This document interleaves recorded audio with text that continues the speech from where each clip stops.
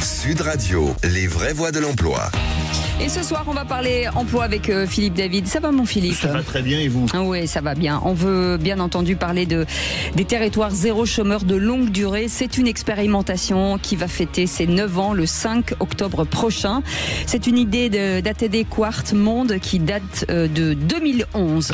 Oui, cette expérimentation, ces territoires zéro chômeur de longue durée, son but, proposer à toutes les personnes privées durablement d'emploi un job à durée indéterminée à temps choisi en développant des activités utiles pour répondre aux besoins des territoires. Alors aujourd'hui, c'est environ 3800 personnes qui sont embauchées dans 83 territoires au sein d'une entreprise de l'économie sociale et solidaire, et on va découvrir dans les vraies voies de l'emploi comment fonctionnent ces territoires zéro chômeur de longue durée. On vous souhaite la bienvenue et merci en tout cas de votre fidélité.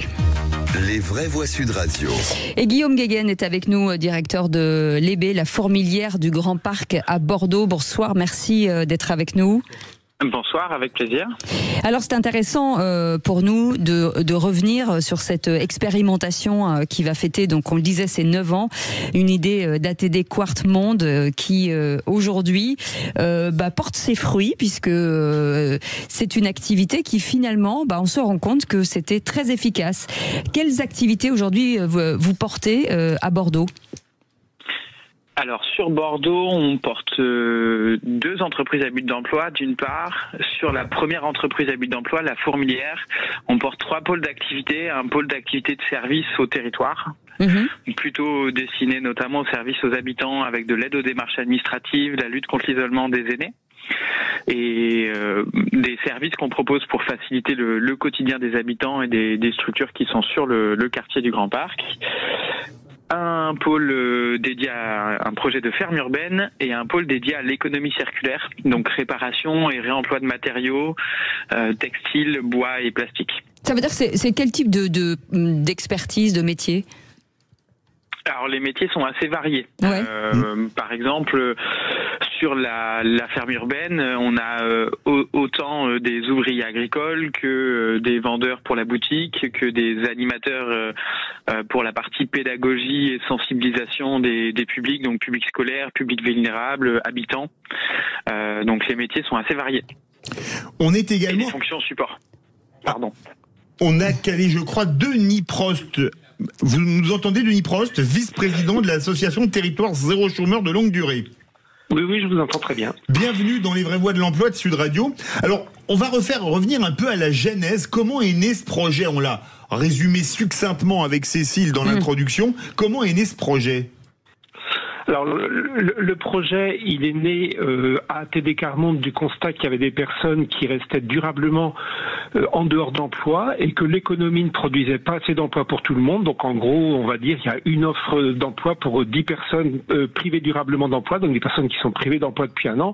Donc on s'est dit, si on crée pas des emplois durables en plus, il y a des personnes qui resteront toujours sur le carreau, et bien sûr celles qui sont les plus éloignées de l'emploi, voilà, que les entreprises vont recruter le moins facilement. Donc on s'est dit, il y a un gros besoin de créer beaucoup d'emplois, et donc ATD Quart Monde est parti sur ce projet, et on a obtenu d'un député, Laurent Grand-Guillaume, qui croit à ce projet et qu'il dépose une loi d'expérimentation pour le mettre en œuvre. Donc de 2016 à 2021, on a eu une loi qui pendant 5 ans a permis de tester ce projet qui vise à donner du travail à tout le monde sur des petits territoires, du travail en CDI, puisque voilà, il n'y a pas assez d'emplois pour tout le monde, donc il faut créer de l'emploi durable. Si on met les gens 2 ans dans un emploi et qu'après ils retournent au chômage, ça n'a pas d'intérêt pour eux ni pour la société. Absolument. Donc voilà, ça c'était la genèse. Par rapport, pardon, je vous coupe pour qu'on comprenne bien, quelle est la différence avec le dispositif classique d'insertion par exemple ? Alors la différence, c'est que l'insertion, ça vise à préparer les personnes à retourner vers l'emploi classique. Donc les personnes vont être pendant 6 mois, 1 an, 2 ans dans une structure d'insertion pour se remettre dans le bain de l'emploi. Et après, l'objectif, c'est qu'elles rebondissent en entreprise classique. Mais ce qu'on constate, c'est qu'il n'y a pas assez de place sur le marché du travail, c'est ce que je viens de vous dire, et donc il y a une partie des gens qui sortent de l'insertion qui retournent au chômage et donc qui font un peu les chaises musicales. C'est l'alternance entre insertion, emploi aidé, chômage, et puis ils n'arrivent jamais à avoir cet emploi stable qui est ce dont on a besoin pour construire sa vie, pour faire des projets d'avenir. Et donc il fallait créer des entreprises qui embauchent en CDI face à ce constat des limites de l'insertion. Donc l'insertion a toute son utilité, mais il fallait la compléter par autre autre chose, qui est d'apporter de l'emploi durable à ceux qui n'arrivent pas à aller sur le marché de l'emploi classique. Alors, il y a eu 2 phases d'expérimentation, la première de 2016 à 2020, la seconde de 2020 à 2026. Qu'est-ce qui les caractérise, Denis Prost et Guillaume Guéguin, l'un plus en vision globale et l'autre plus en vision de terrain? Ce qui les caractérise, on va dire, c'est que la première, c'était une première approche sur 10 territoires dont on a beaucoup appris, parce que c'est complexe de donner du travail à toutes les personnes privées d'emploi sur un territoire. Il faut trouver énormément d'activités, il faut organiser une entreprise, et ça, votre autre invité pourra en parler bien mieux que moi. Mais voilà, il fallait apprendre. Donc on a eu 5 premières années sur 10 territoires pour apprendre, ce qui nous a permis de mieux préparer une deuxième phase expérimentale avec un plus grand nombre de territoires. On sera bientôt 90 territoires pour cette deuxième phase de 2021 à 2026. Et voilà, et on est toujours en train d'apprendre. Il y a un rapport d'évaluation qui va sortir bientôt. Et c'est un projet où on est en recherche permanente de comment on peut faire au mieux pour donner du travail à tout le monde. C'est un défi qui n'a jamais été relevé. Donc forcément, c'est complexe et il faut expérimenter, il faut apprendre. Et vous, Guillaume Guéguin, sur le terrain, comment vous les voyez, ces 2 phases d'expérimentation? Alors la deuxième touche à sa fin, parce qu'on est quand même fin 2025 et c'est 2026. Hein. Oui, effectivement, on touche à la fin de la deuxième phase d'expérimentation. Ce qui les caractérise, c'est d'abord les règles de mise en œuvre de l'expérimentation qui ont pu évoluer grâce justement à la première phase et la première mise en pratique dans les entreprises à but d'emploi et dans les territoires de la garantie de l'emploi, du temps choisi au travers des CDI qui étaient proposés aux personnes durablement privées d'emploi, la création des premières activités. Sur la deuxième phase, donc il y a un certain nombre d'acquis sur lesquels nous on a pu se reposer, et également, je dirais, ce qui caractérise la deuxième phase, c'est la diversité des territoires. Et donc des propositions d'emploi activées dans les EBE. Et quels sont les publics? On s'adresse à qui en fait aujourd'hui? J'imagine que c'est assez large quand même. Déjà, qu'est-ce qu'un chômeur de longue durée? C'est quelqu'un qui est passé aux minima sociaux? C'est quoi la définition d'un chômeur de longue durée? Alors en fait, nous on parle de privation durable d'emploi parce que justement ça rentre pas vraiment dans une catégorie administrative. C'est des personnes qui veulent travailler depuis un an. Depuis un an, elles veulent travailler et elles sont privées d'emploi, c'est-à-dire qu'elles cherchent, mais elles ne trouvent pas, ou elles sont dans une situation quelquefois où elles cherchent depuis des années et puis elles ont arrêté de chercher parce qu'elles savent très bien qu'elles n'ont aucune chance, quand on n'a pas travaillé depuis 5 ans, 10 ans, aller trouver un employeur qui va vous embaucher. Donc à un moment donné, on est lucide et on cherche plus, c'est pas pour autant qu'on ne veut pas travailler. Donc c'est ça, c'est cette notion de privation, c'est une notion vécu par les personnes, qui peut recouper le chômage longue durée, qui est une notion plus administrative. On est inscrit au bout de à France Travail depuis 1 an, mais là on touche des gens qui sont plus inscrits à France Travail parce que tout simplement, c'est ce que je viens de vous dire, ils n'y croient plus, ils se disent ça sert à rien. Donc voilà, on a un champ plus large que juste les demandeurs d'emploi de longue durée, catégorie administrative. On parle de quoi? Parce que je reviens sur les différents publics. Est-ce que c'est plus féminin, masculin? Est-ce que ce sont finalement tous les âges? Est-ce qu'il y a un âge qui est plus compliqué quand on cherche depuis des années? J'imagine que c'est un âge avancé. Oui, très, très clairement, nous, la structure les salariés d'entreprise à but d'emploi, et Guillaume pourra sans doute le confirmer, les profils des salariés, c'est le profil du chômage longue durée, c'est-à-dire que si vous êtes âgé, vous avez beaucoup plus de mal à trouver du travail, donc on a des salariés plus âgés que la moyenne. Si vous êtes en situation de handicap, c'est beaucoup plus difficile, donc on a, dans certaines EB, on va jusqu'à 40% de personnes qui sont en situation de handicap. Après, sur le genre, en général, en moyenne, c'est à peu près équilibré, 50-50 entre hommes et femmes. Mais voilà. Et par contre, très, très peu de jeunes. On touche peu les jeunes parce que les jeunes peuvent avoir d'autres aspirations de formation ou pas forcément souhaiter avoir tout de suite un CDI. Il y en a qui se trouvent très bien à faire de l'intérim ou d'autres choses. Oui. Donc voilà. Si on peut dire les grandes caractéristiques, c'est ça, c'est la situation de handicap et un âge supérieur à la moyenne. Plus souvent des personnes qui cumulent, qui n'ont pas de permis, qui ont des familles monoparentales aussi souvent parce que c'est compliqué quand vous avez des enfants à faire garder ou des contrats horaires à cause de jeunes enfants de trouver un travail qui va être tenable. Donc voilà, on a aussi cet aspect-là, famille monoparentale, qui est sans doute plus représenté que dans la moyenne de la société ou des salariés. Même constat vu du terrain dans l'agglomération bordelaise, où il y a vraiment de tout dans l'agglomération de Bordeaux, Guillaume Guéguin.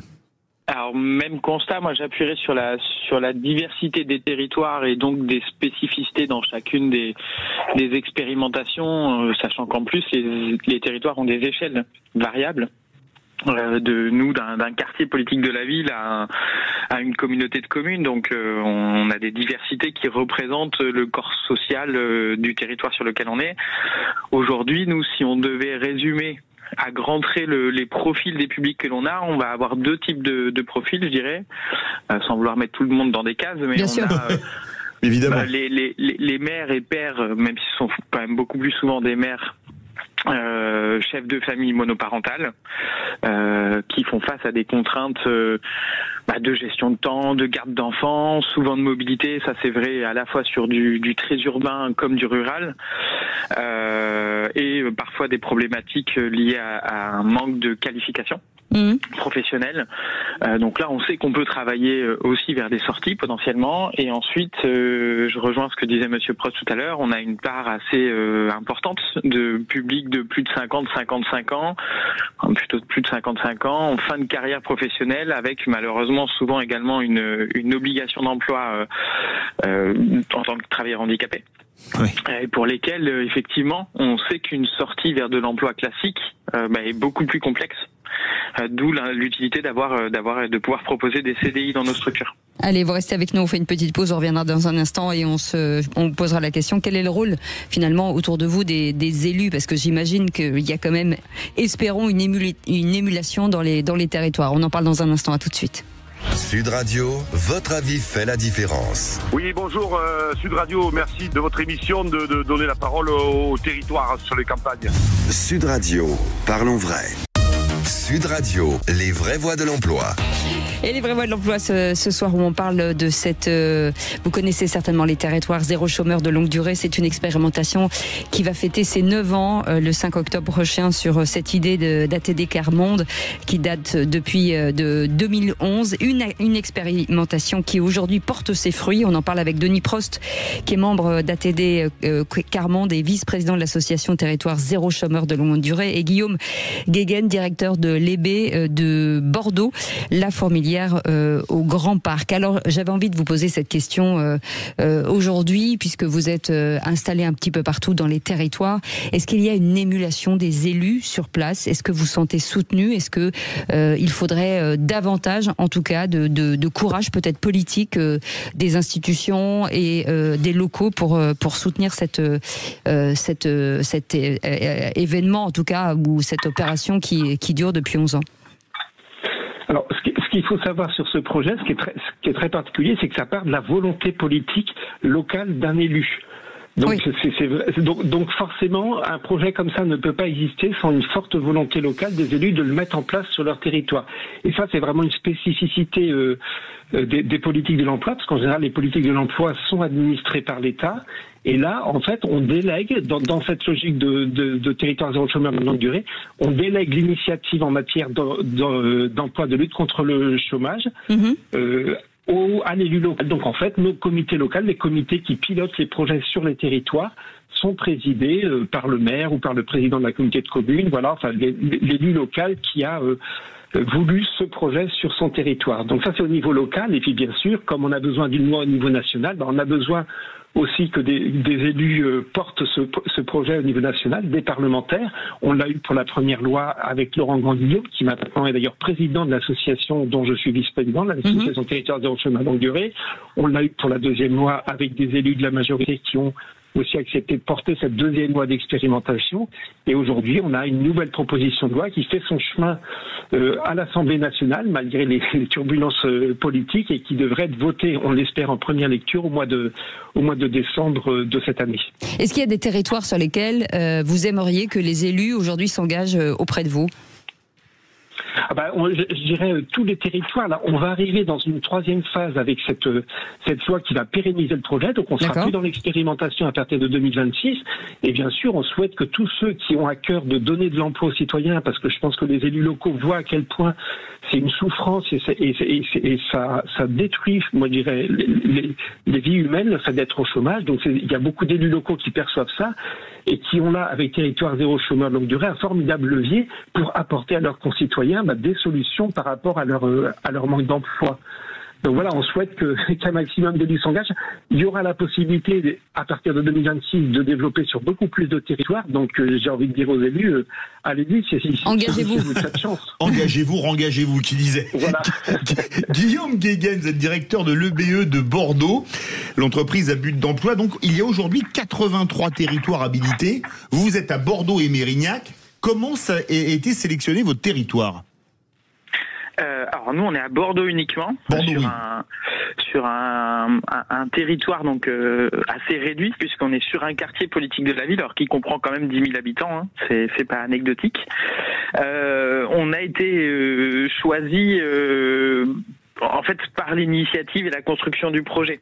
Je rebondis sur ce que disait Monsieur Prost tout à l'heure. Ce qui est important, c'est ce qu'on appelle nous la construction du consensus local, c'est-à-dire faire en sorte que l'ensemble des acteurs de l'accompagnement, de l'orientation, de l'emploi, les entreprises, les structures associatives participent à cette dynamique. Ce qu'on veut porter, nous, c'est des projets de territoire.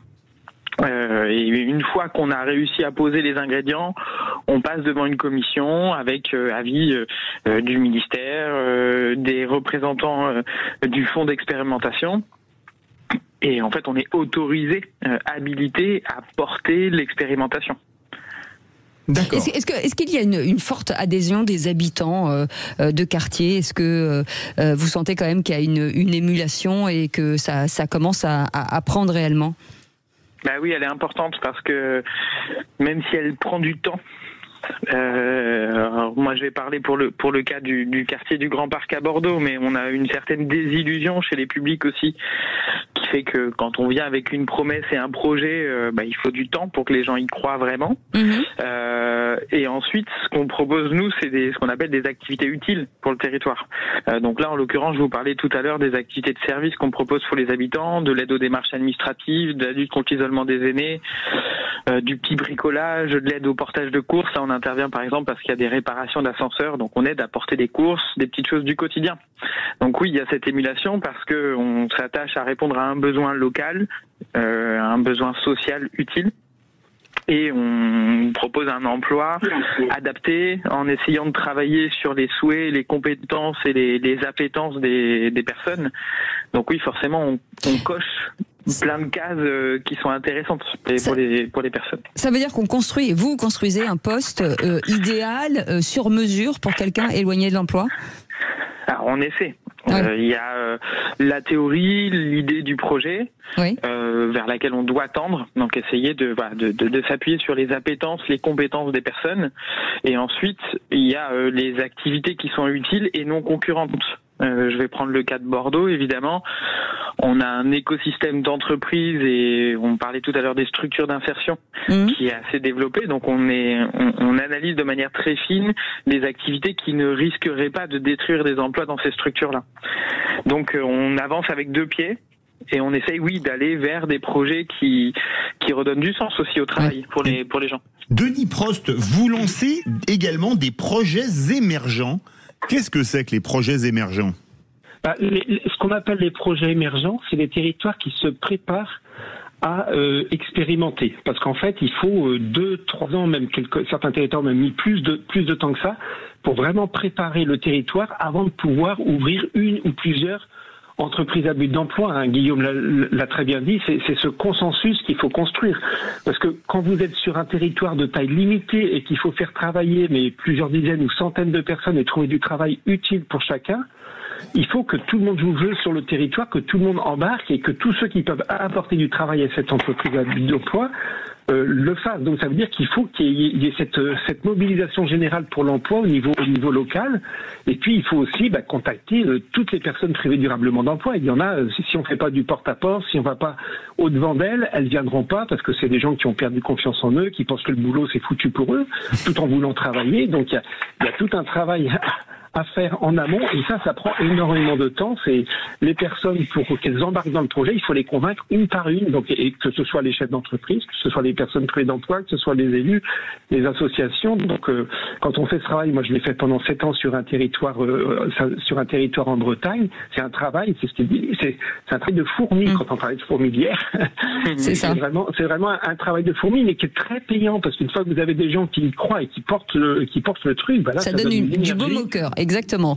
Ça donne une énergie aussi énorme. Alors, est-ce qu'il y a des secteurs, j'imagine, entre l'urbain, le périurbain, le rural, est-ce qu'il y a des régions qui sont plus fragiles que d'autres, où l'emploi est un peu plus difficile?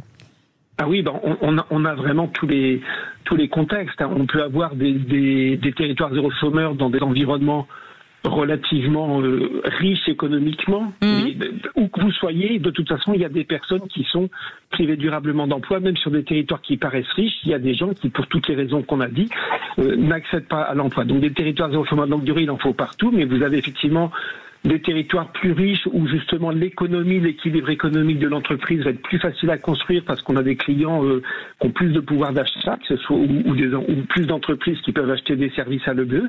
Puis où vous avez des territoires zéro chômeur de longue durée dans des zones rurales où il y avait eu des usines à une époque qui ont fermé, où il y a vraiment plus rien, quoi. Et donc où c'est beaucoup plus, à la fois les questions de concurrence, elles sont beaucoup plus faciles à régler, mais en même temps le potentiel économique, le potentiel à faire du chiffre d'affaires, il est beaucoup plus limité. C'est pour ça que ce projet, il doit s'ajuster à chaque contexte territorial, quoi. C'est vraiment du cousu humain en fonction du contexte territorial. Guillaume Guéguen, est-ce que vous auriez une belle histoire à nous raconter d'une personne que vous avez prise en charge dans votre BE? Des belles histoires, on en a quelques-unes, mais peut-être que ce qui me touche moi directement étant parent, c'est le témoignage d'une salariée. Deuxième m'a fait un peu le même témoignage quelques temps après, assez rapidement, qui m'évoquait le regard changeant de ses enfants sur elle, sur sa journée, son activité. Et c'est tout l'intérêt, je trouve aussi, de cette expérimentation, c'est de redonner confiance en notre capacité à créer des activités qui soient utiles, pertinentes pour les personnes, qui soient moteurs. Et à croire aussi en notre système d'éducation et de l'école, parce que ça passe aussi sur ça. Donc moi, ce qui m'a le plus touché, je crois que c'est ça. C'est ce témoignage d'une salariée qui m'a dit le regard de mes enfants a changé. J'avais envie de rebondir là-dessus. Denis Prost. C'est que justement, il faut comprendre aussi qu'avec un projet comme ça, c'est l'avenir des enfants qui se joue. C'est pas juste la personne qui reprend le travail, mais ça rejaillit positivement sur tout son environnement. Et des témoignages sur l'école, moi j'en ai entendu aussi, des enseignants qui disaient mais on voit que les enfants sont beaucoup mieux, qu'ils ont l'esprit plus disponible pour apprendre. On voit que les parents ont moins peur de venir vers nous, ils sont plus confiants, donc ils viennent nous parler s'il y a un souci. Enfin, la relation est plus facile à construire. Et derrière, c'est l'avenir de l'enfant, c'est la réussite scolaire. C'est un enjeu sociétal énorme. Donc l'emploi, c'est vraiment central. C'est un emploi durable en CDI qu'on propose du coup. C'est vraiment un socle pour construire une société, une cohésion sociale. Et bien voilà, ce sera le joli mot de la fin. Je rappelle quand même que 3800 personnes qui ont été embauchées dans les 83 territoires. Merci beaucoup Denis Prost, membre d'ATD Car Monde, et vice-président de l'association Territoire Zéro Chômeur de Longue Durée. Merci beaucoup Guillaume Guéguen d'avoir été avec nous, directeur de l'EBE de Bordeaux, la Fourmilière au Grand Parc. Merci en tout cas. Et puis bravo pour le travail que vous faites. Vous restez avec nous dans un instant, Magali Berda, 20h-21h. On vit pas dans la même France. Ce soir, au sommaire de l'émission, Jordan Florentin, rédacteur en chef de Frontières, face à Benjamin Lucas Lundi, député écologiste des Yvelines, avec ce thème aujourd'hui, assassinat d'un influenceur conservateur américain. Les influenceurs politisés en France peuvent-ils être en danger? 0826 300 300. On vous souhaite en tout cas une très belle soirée. Merci à Maxime, merci Aude, merci Justine, merci Baptiste et merci François Louis, merci beaucoup Philippe David. Merci beaucoup Cécile, on se retrouve demain, 18h comme d'habitude. Absolument, passez une très belle soirée avec Magali Berda, on vous embrasse. Soirée. Et salut, à demain. Sud Radio. Sud Radio. Parlons vrai. Parlons vrai. Sud Radio. Parlons vrai.